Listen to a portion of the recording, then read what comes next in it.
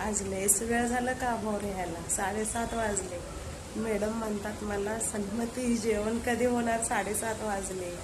हे हो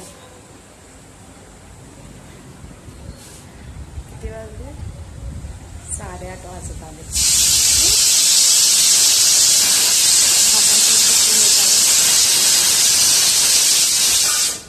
फुलावरची भाजी केली,